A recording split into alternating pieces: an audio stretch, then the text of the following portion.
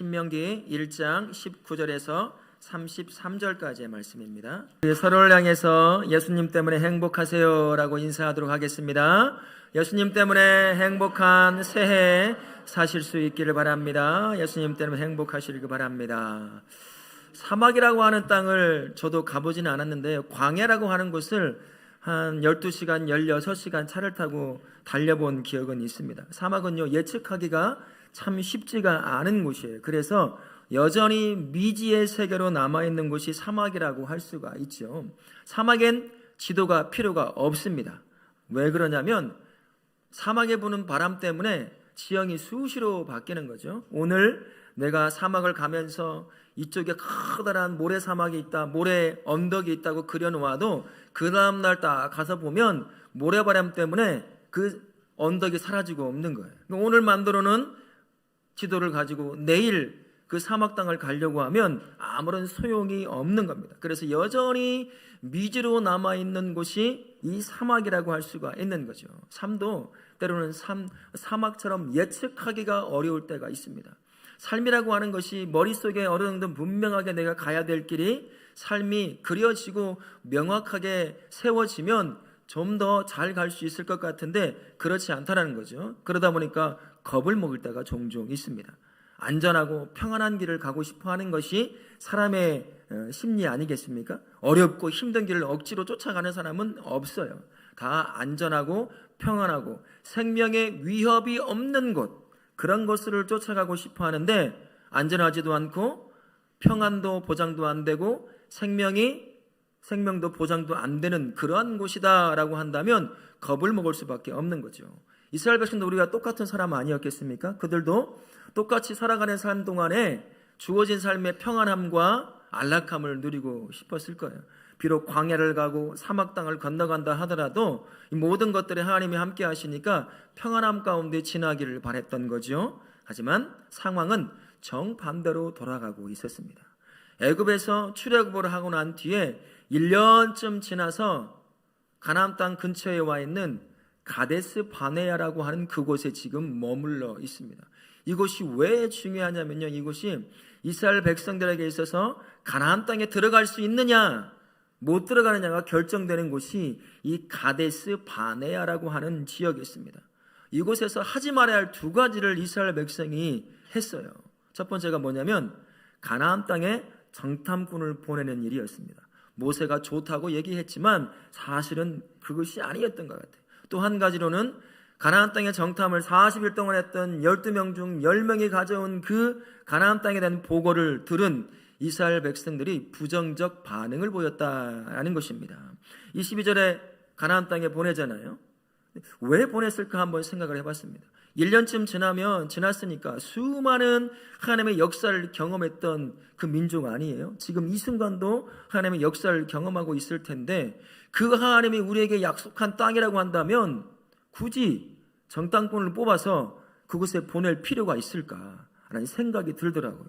그냥 약속대로 믿고 그 땅에 들어가면 될 텐데 굳이 12명의 정탐꾼을 뽑아서 그 땅에 보냈다라는 거죠. 무슨 생각이 들었냐면 약속의 땅, 그 땅에 대한 이스라엘 백성들이 불신을 하고 있었구나. 하나님께서 약속한 땅에 대해서 확신을 못하는 거예요. 가보지 않고 살아보지 않고 10명의 정탐꾼을 통해서 간접적으로 귀로 들었을 뿐인 거죠. 그래서 보낸 거예요. 가서 직접 보고 오고 싶은 거죠. 뭔가를 가지고 오고 싶은 거예요. 눈으로 보고 맛도 보고 귀로 듣고 온몸으로 느껴보고 싶은 겁니다. 하나님의 약속에 대한 불신으로부터 시작된 것이 바로 이 정탐꾼을 뽑아서 가나안 땅에 보낸 것이다 라는 그런 생각이 들더라고요. 그래서 40일 동안 가나안 땅을 정탐하고 나서 12명이 딱 돌아옵니다. 그리고 처음에 25절 보는 것처럼 그곳에서 가져온 좋은 것들을 주고 참 좋더라, 땅이 좋더라 라고 얘기하지만 26절부터 27절에 그 대화가 완전히 바뀌는 것을 볼 수가 있어요. 곧이어서 한다는 말이 뭐가 있냐면 그곳에 가니까 정말 키가 큰, 등치가 큰 안악자손이 있더라. 그들이 만들어 놓은 거대한 성읍과 높이 쌓아 올린 성곽이 있더라. 그 말을 하는 거예요. 그리고 그 소리를 지금 이스라엘 다수의 백성들이 듣고 있는 겁니다. 사실 10명의 정탐꾼, 2명을 여호수아와 갈렙을 빼고 10명의 정탐꾼이라고 하는 이 10명은요 이미 가나안 땅에 살고 있었던 아낙 자손과 그들이 만들어 놓은 무기와 그들의 성읍들, 높이 쌓아 올린 성곽들을 보고 이미 마음이 압도되어 있었던 거죠. 그래서 28절에 이들이 이렇게 고백합니다. 그 백성은 우리보다 장대하다라고 얘기해요. 그런데 민수기 13장 28절에는 그들을 향해서 이렇게 말합니다.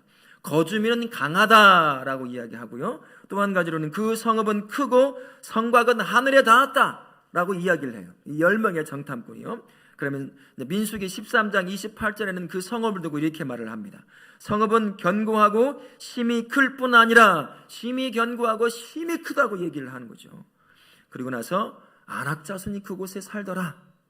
민수기 13장 28절부터 29절을 통해서는 아낙 자손만 얘기하는 것이 아니라 이런 얘기도 해요. 아말렉도 있고 헷도 있고 아모리 족속도 있고 가나안인들도 살고 있더라 이야기를 합니다.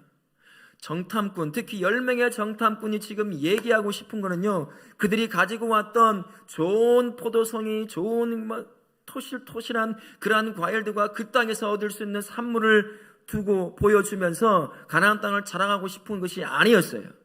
뭘 얘기하고 싶은 거였을까요? 그 땅이 크더라는 거예요. 사람도 크고 성도 크고 성도 높고 다 크더라는 거예요. 그러니 그들은 힘도 셀 거라는 거죠. 우리는 무슨 말이에요?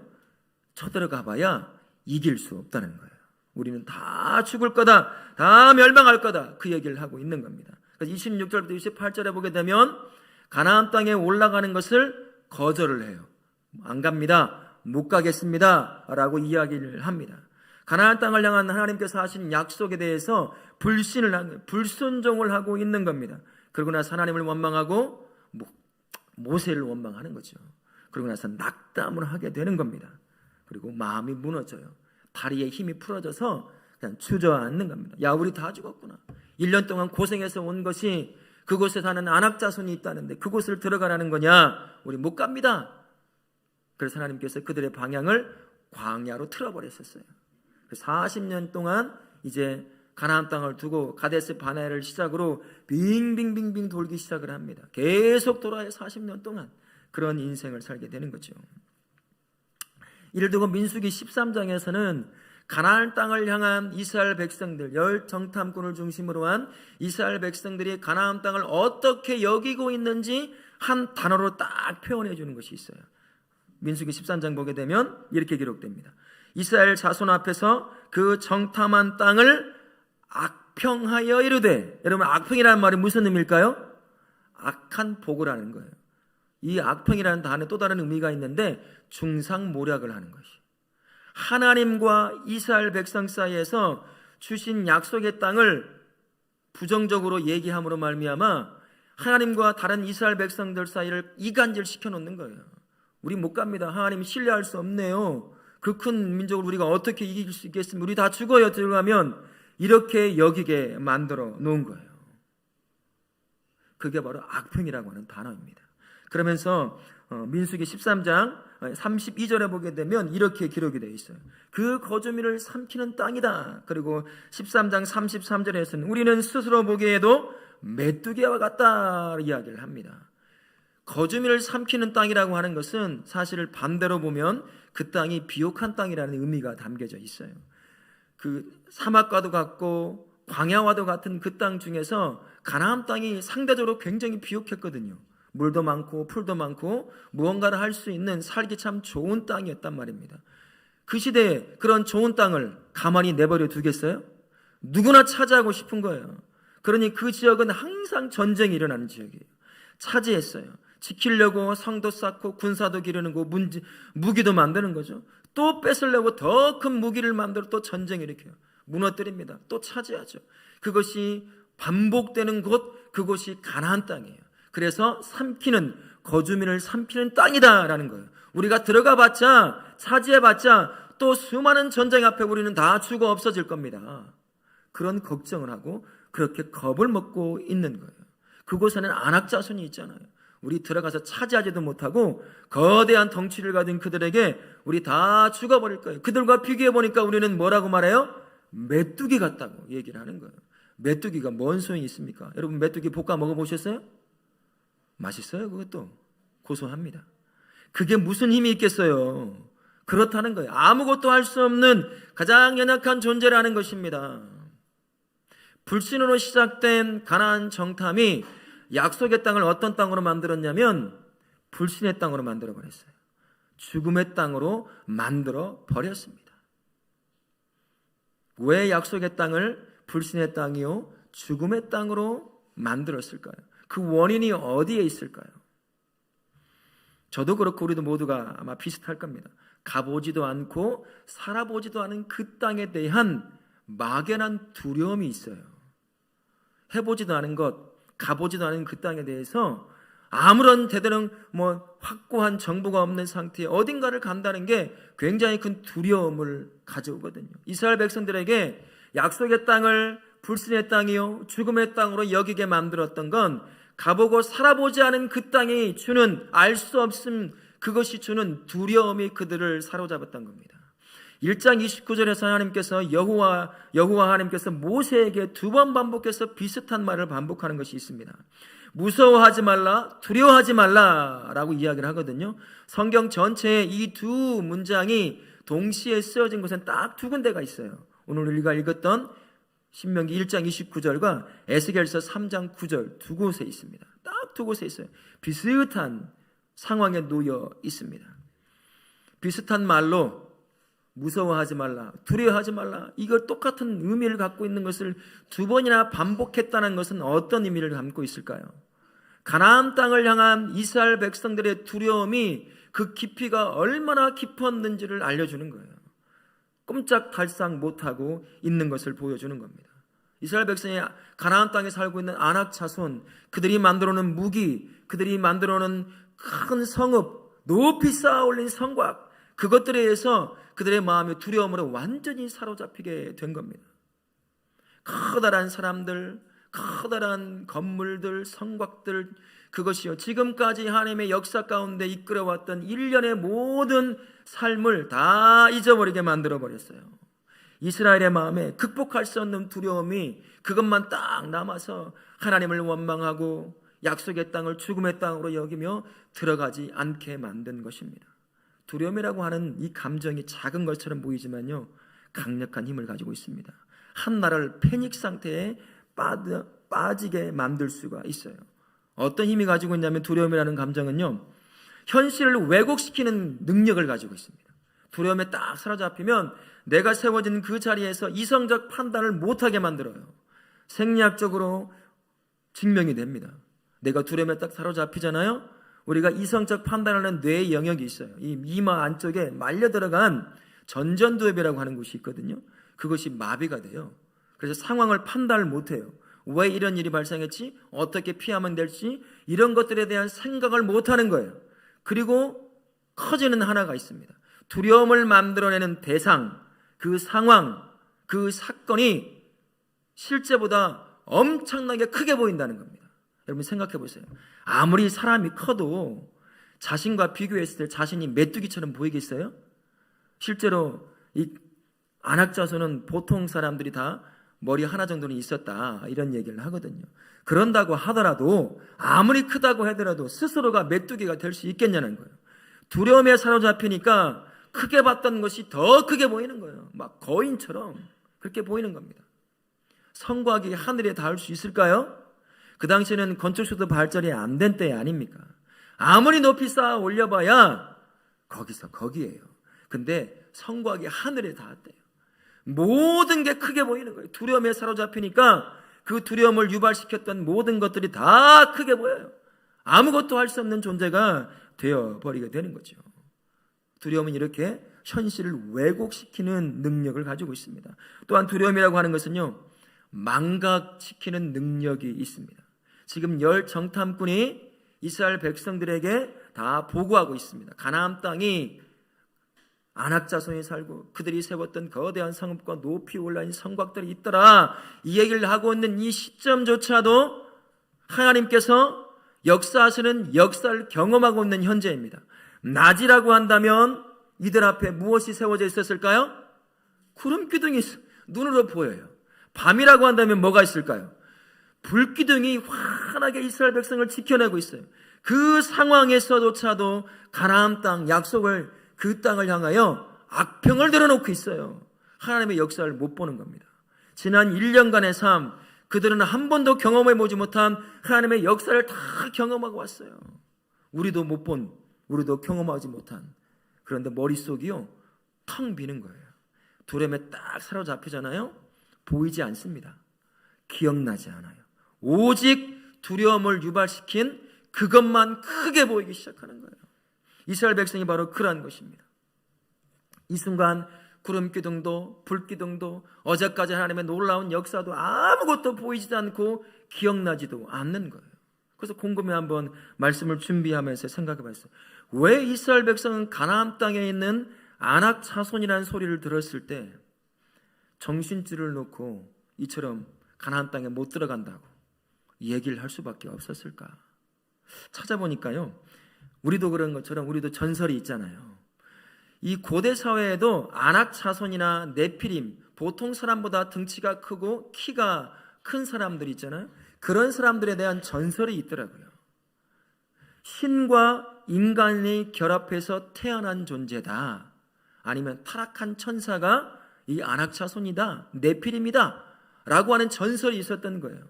400여 년 동안 애굽 땅에 살고 노예로 살고 있던 그들에게도 그 전설이 들려왔을 거예요. 뭐 전설이니까 전설로 여겼겠죠.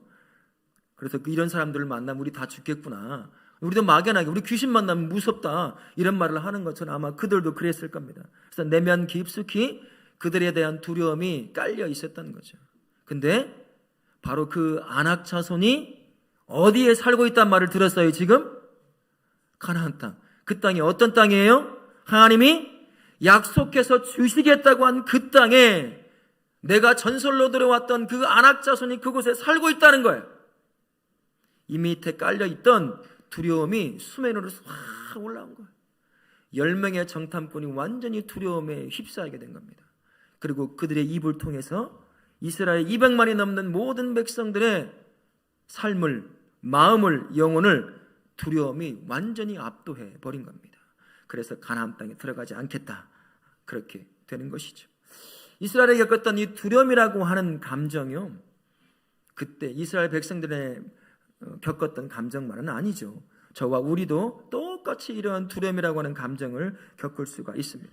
가나안과 이스라엘의 관계처럼 우리가 살아가야 될 새로운 삶, 2024년이라고 하는 이 삶과 성도의 삶이 연결이 되어 있습니다. 그 사이에 두려움이라고 하는 감정이 항상 끼어들게 되어 있습니다. 여러분 중에서 1월 8일을 살아보신 분 손 들어보세요. 2월 달을 살고 왔다. 아무도 없어요. 우리는 그저 이 시간, 현재라고 하는 시간만 살아가는 존재입니다. 과거로 갔다 올 수 있나요? 아무도 못 가요. 알 수 없는 시간을 살아가야 하고 알 수 없는 땅을 들어가야 한다는 건요, 쉽지가 않습니다. 우리에게도 마찬가지죠. 그래서 우리가 살아가야 할 새로운 삶이라고 하는 시간은 이스라엘 백성들이 여기고 있는 가나안 땅에 살고 있는 아낙 자손과 같은 존재입니다. 2024년을 얘기하는 지표들이 참 많이 나와요. 수치가 나옵니다. 전부 다 부정적이더라고요. 거의 다 부정적이에요. 좋지 못하다, 좋지 못하다. 정치, 경제, 문화 모든 면에서 다 부정적인 지표를 내고 있습니다. 전쟁 있잖아요. 이스라엘과 팔레스타인, 러시아와 우크라이나 전쟁, 하나의 전쟁으로 끝날 것 같았지만 중동으로 번졌어요. 이제 또 다른 전쟁이 일어날지 모릅니다. 그 가장 첫 번째 나라가 어느 나라일까요? 우리나라예요. 북한이 지금 뭐 하고 있는지 아셔요? 동해안에다가 수십 발의 미사일을 쌓아 올리고 있어요. 그것도 모르셔요?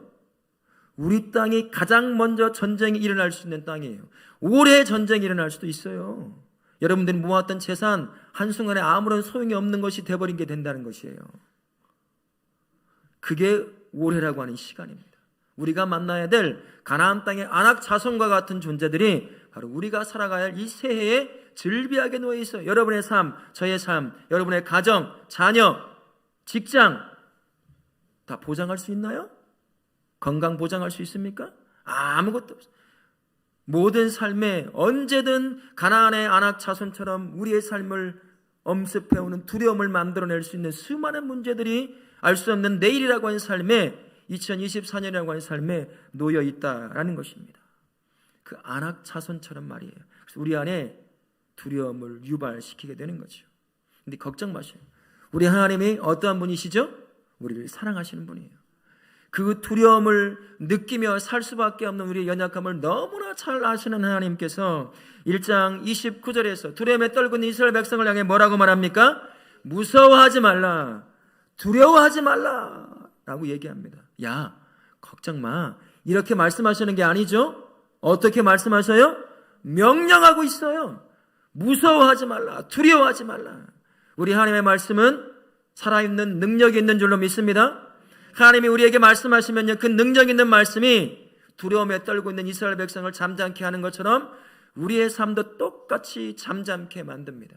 우리가 살아가는 삶의 문제 앞에 놓일 때 예측할 수 없는 수많은 문제들을 가나안의 안악 자손처럼 만나게 될 그 모든 문제들, 그 문제를 만날까 봐 두려워하는 우리 심령에 하나님께서 이스라엘 백성에게 명령하셨던 것처럼 우리 성도들 모두가 다요 스스로 명령할 수 있어야 돼요. 하나님의 이름을 의지해서 내 영혼아 무서워하지 말라, 두려워하지 말라, 그렇게 명령하실 수 있기 바랍니다. 그러면요, 여러분의 하나님께서 그 소리를 들으시고 여러분의 두려워 떠는 그 마음을, 그 영혼을 잠잠케 하실 줄로 믿습니다. 저도 가끔 그럴 때가 있어요. 삶에 대해서, 사역에 대해서, 교회에 대해서 나도 모르는 사이에 두려움이 엄습할 때가 한두 번이 아니에요. 그럴 때마다 스스로에게 하는 외칩니다. 하나님, 내 영혼에 명령하여 주옵소서. 내 삶에 명령하여 주옵소서. 내 영혼을 향해, 내 삶을 향해 무서워하지 말라, 두려워하지 말라, 담대하게 가라 라고 명령해 주십시오. 그렇게 이야기합니다. 그러면 신기하게도 그 두려움을 싹 이기고 다시 일어서는 경험을 하게 됩니다. 우리 2024년 새해를 걸어가야 되잖아요. 알 수 없는 길을 가야 됩니다. 미지의 세계요, 미지의 땅을 걸어가는 시간이잖아요. 언제 어디서만 무엇을 만날지 모르는 두려움이 엄습하는 시간, 그러한 시간이요 땅입니다. 그때마다 여러분의 영혼에, 여러분의 삶에 오늘 이스라엘 백성을 향해 하나님께서 명령하셨던 것처럼 무서워하지 말라, 두려워하지 말라, 그렇게 영혼을 향해, 삶을 향해 선포하실 수 있기를 바랍니다. 그 말씀이 여러분의 삶을 잠잠케 만들어 갈 것입니다. 그러면서 하나님께서 무서워하지 말라, 두려워하지 말라고 하는 그 명령을 내리신 이유를 30절부터 33절을 통해서 우리에게 가르쳐 주고 있어요. 특히 30절과 33절에 보면 반복해서 이런 말씀을 하십니다. 너희보다 먼저 가시는 너희의 하나님 여호와께서라고 말씀하셔요. 우리 하나님은 시간을 창조하신 분인 줄로 믿습니다. 하나님이 시간을 지배하셔요. 통제하십니다. 그래서 모든 시간에 언제나 앞서가실 수 있는 분이셔요. 그분이 앞서가셔서 이스라엘 백성이 가나안 땅에 들어갈 수 있는 모든 길을 만들어내십니다. 그리고 그곳에 살 수 있는 준비를 다 시켜놓으셔요. 한 여자가 하나님이 어떻게 준비시키시는지를 그의 입을 통해서 고백하는 소리를 들을 수 있습니다. 여호수아서 2장 9절부터 11절에 기생 라합이라고 하는 여인이 그 땅을 어떻게 준비시켜 놓는지 그의 입을 통해서, 안악 자손의 후손 중에 하나인 이 여자 입을 통해서 우리에게 가르쳐 줍니다. 우리 여호수아 2장 9절부터 11절 같이 한번 읽겠습니다. 시작. 여호와께서 이 땅을 너에게 주신 줄을 두려워하고, 천천히 읽습니다. 간담이 녹나니 우리가 듣자 곧 마음이 녹았고, 그 다음은요, 사람이 정신을 잃을 때예요. 완전히 무너져 있는 상태예요. 지금 이스라엘 백성은 안악 자손이 살고 있는 그 땅 때문에 두려워 떨고 있는데, 하나님은 지금 뭘 해놓냐면 안악 자손이 이스라엘 백성 노예 출신 우합지졸 그들을 바라보며 마음이 녹아버렸다는 거예요. 주저앉았다는 거예요. 그 큰 사람들이. 그렇게 하나님이 시간을 지배하시는 그분이 먼저 가셔서 길을 닦으시고 살 수 있는 길을, 살 수 있는 준비를 다 해놓으신다라는 것입니다. 이 새해에도 하나님은 시간을 앞서가시며 성도와 교회가 가야 할 그 길을 만들어내실 것입니다. 그리고 살아야 할 그 삶을 준비해 내실 줄로 믿습니다. 그러니 성도라고 하는 사람은요, 시간의 지배자여 통치자이신 하나님을 단단히 붙잡아야 하는 것입니다. 그러면 허락하신 모든 삶을 기대와 소망을 가지고 살아낼 수가 있는 거지요. 우리 다우락교 모든 성도님들은 시간을 앞서가시는 그 하나님께서 만드시는 삶의 길을 쫓아가시고 준비해 놓은 그 삶을 사실 수 있기를 바랍니다. 그러면서 30절에 이렇게도 말씀하셔요. 이제도 너희를 위하여 싸우실 것이다. 앞서가신 하나님이 인간의 삶이 이스라엘 백성이 닥치게 될 수많은 문제들 가운데 친히 싸우셔서 가야 될 길을 만드시고 살 준비를 다 해놓으신다라고 하시는 겁니다. 성도가 직면하게 될 삶의 문제들에서 만나는 수많은 전쟁들을 관해서 하나님께서 이렇게 말씀하셨거든요. 사무엘상 17장 47절 같이 한번 보도록 하겠습니다. 읽습니다. 시작. 또 여호와의 구원하심이 이 무리에게 알게 하리라. 전쟁은 여호와께 속한 것인즉 그가 너희를 우리 손에 넘기시리라. 아멘. 전쟁을 축원하시는 하나님이요 먼저 가시는 거예요. 그래서 싸울 싸움을 다 싸워서요 다 평정시켜 놓습니다. 그러고 나서 어떻게 하신다고요? 우리 손에 넘겨주시는 거예요. 우리는 가서 싸워 차지만 하면 되는 것입니다. 그렇게 우리의 인생, 우리의 삶 한 번도 살아보지 않은 이 2024년이라고 하는 삶을 그렇게 만들어 가시고 준비해 가실 줄로 믿습니다. 미리 가서 싸우시고 우리의 삶의 길을 여시고 준비하시는 그 하나님을 철저히 붙잡고 주어진 때로는 미지의 세계요 시간이요 땅처럼 보이는 이 한 해를 살아가실 수 있기를 바라겠습니다. 또한 31절에 이렇게 말씀하시죠. 너희가 걸어온 길에서 너희를 안으사 이곳까지 이르게 하셨느니라. 지금 이스라엘 백성이 가데스 바네아 이 땅까지 오는 데는요 하나님이 하루 24시간 단 한 번도 쉬지 않고 그들을 향해서 무한하게 베푸신 은혜 때문에 지금 가데스 바네아까지 딱 와 있는 거예요. 가나안 땅을 앞에 두고 말이죠. 그 모든 시간 지나온 1년여간의 시간이요 하나님께서 이스라엘 백성을 향해 베푸신 사랑이 얼마나 크고 진한지 그것이 묻어있는 은혜의 시간이에요. 그게 바로 안으심의 시간이었습니다. 수많은 두려움 가운데 홍해가 있을 때 어떻게 했습니까? 갈라서 마른 땅으로 건너게 하셨어요.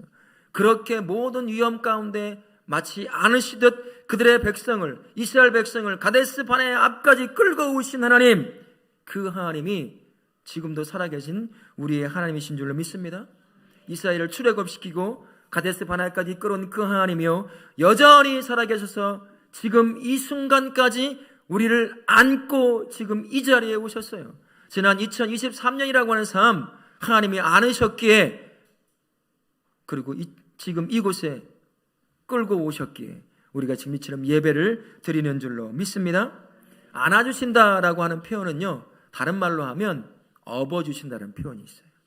이 말을 듣고 여러 성경을 한번 찾아봤습니다. 공동번역 성경이라는 것이 있거든요. 천주교와 개신교가 같이 번역한 성경이 있어요.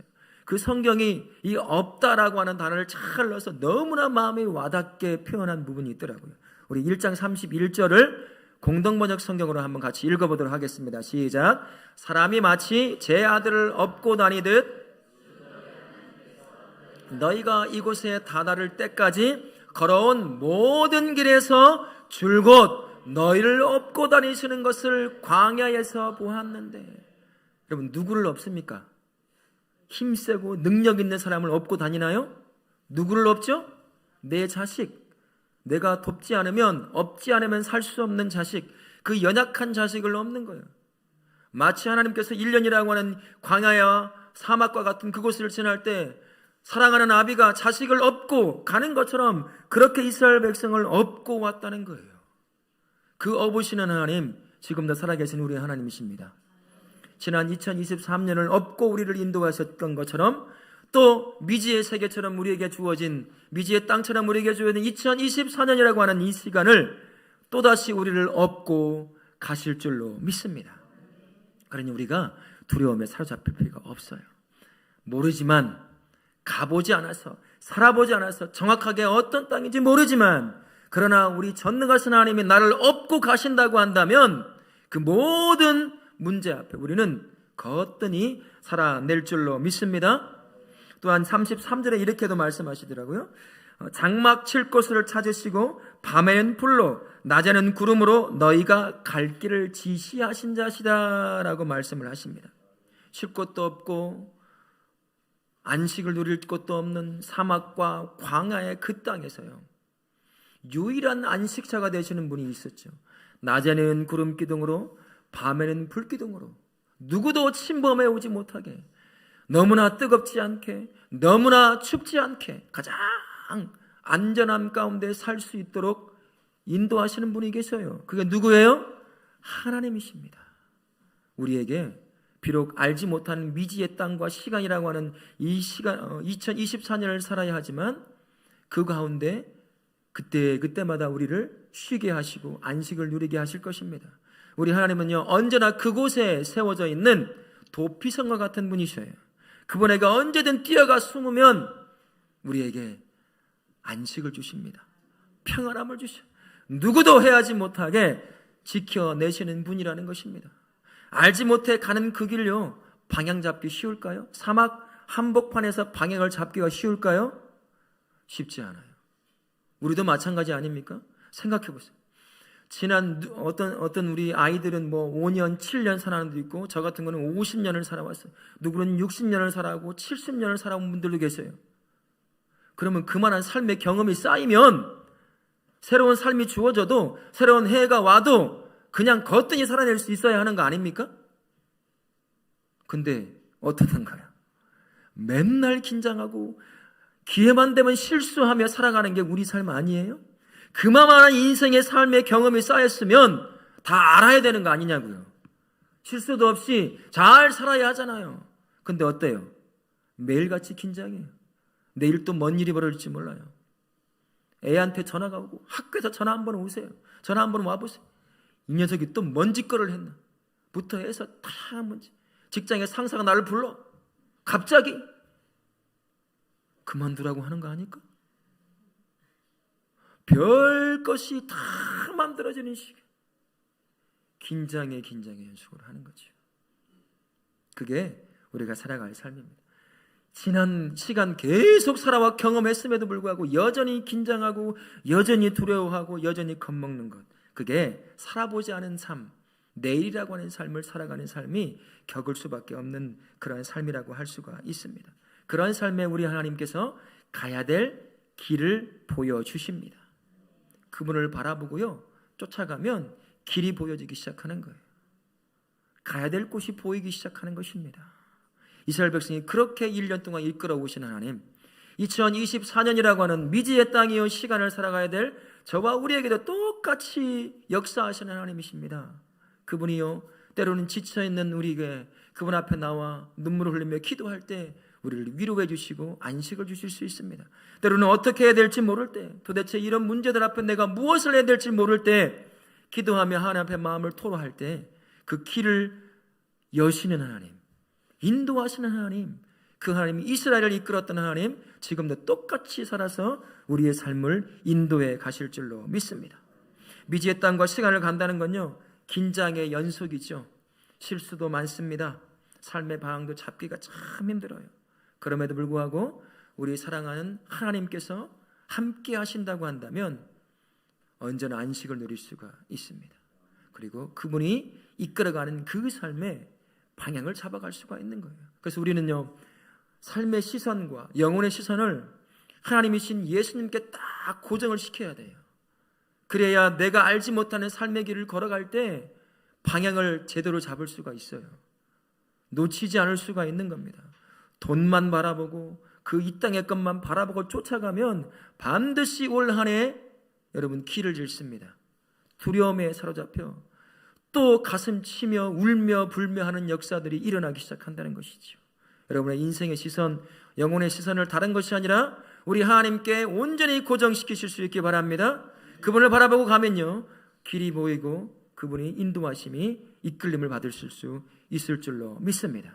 그러니 미지의 땅처럼, 미지의 시간처럼 우리에게 주어진 2024년이지만 그분을 딱 바라보고 고정시키고 나아가면 그 삶이 하나님께서 인도하시는 삶이요, 안식을 누리는 삶이 될 줄로 믿습니다. 이제 두려움을 가져오는 2024년이라고 하는 미지의 시간과 그 땅에 대한 하나님의 함께 하심을 마음에 새기시고요, 사시는 우리 성도님들 되시기를, 키보드 좀 켜주세요, 되시길 바랍니다. 허락받은 새해를 하나님의 명령에 순종해서 담대하게 두렵지만 두려움이 올 수도 있지만 그 삶의 발걸음을 내디뎌야 한다라는 겁니다. 그래서 하나님께서 21절을 통해서 이스라엘 백성에게도 말씀하시지만 우리에게도 이렇게 말씀하셔요. 우리 1장 21절 같이 한 목소리로 읽도록 하겠습니다. 이 땅을 너희 앞에 두셨은즉, 너희를 이르신 대로 천천히 읽습니다. 어떻게 하라고요? 올라가서 차지하라. 두려워하지 말라. 주저하지 말라. 우리 빨간 데만 다시 한번 읽겠습니다. 올라가서 차지하라. 두려워하지 말라. 두려워하지 말라라고 얘기합니다. 산이 높고 깊으면 가는 여정이 참 험난할 수 있어요. 인생도 그렇지 않겠습니까? 그래도 멈출 수 없어요. 하나님께서 우리에게 2024년이라고 하는 그 산을 향해 걸어가라고 명령하셨어요. 올라가 차지하라고 명령하셨다고 한다면 우리가 올라가 차지해야 한다는 것이죠. 이제 성도는요, 명령하신 것처럼 2024년이라고 하는 미지의 시간과 그 땅을 올라가 차지하시기 바랍니다. 하나님께서 허락해 주셨다고 한다면 그 땅은 차지할 수 있는 땅이에요. 겁먹을 필요 없습니다. 두려워할 필요가 없는 거죠. 이스라엘 백성은 두려움 가운데 그 땅을 차지하지 못했어요. 출애굽 1세대, 광야 1세대, 광야에서 40년간 돌고 돌다가 그 두려움 때문에 돌고 돌다가 그냥 그 땅에 묻혔습니다. 약속의 땅 들어가 보지도 못하고 말이죠. 오직 오르는 자만이 그 정상에 하나님이 준비해 놓으신 놀라운 은혜를 취하여 누릴 수 있을 줄로 믿습니다. 하나님의 명령을 따라 올라가 차지할 때요, 그 순종하는 삶에 허락하시는 놀라운 복을 누리실 줄로 믿습니다. 2024년을 딱 마무리하고 마지막 날, 참 힘든 날, 어렵고 힘든 삶을 살아왔지만 그 삶을 허락하신 하나님께 그럼에도 불구하고 감격의 눈물을 흘리며 풍성한 감사의 표현을 할 수 있는 그 삶이 올라가 취하는 자가 고백할 삶이 될 줄로 믿습니다. 그래 우리 다울학교 모든 성도님들은 이 미지의 시간이요, 땅인 2024년을 두고서 두려워하지도 말고 주저하지도 말고 하나님께서 명령하셨으니 순종하여 담대하게 올라가 차지하시는 복된 성도들 되시기를 예수님의 이름으로 축원합니다. 아멘.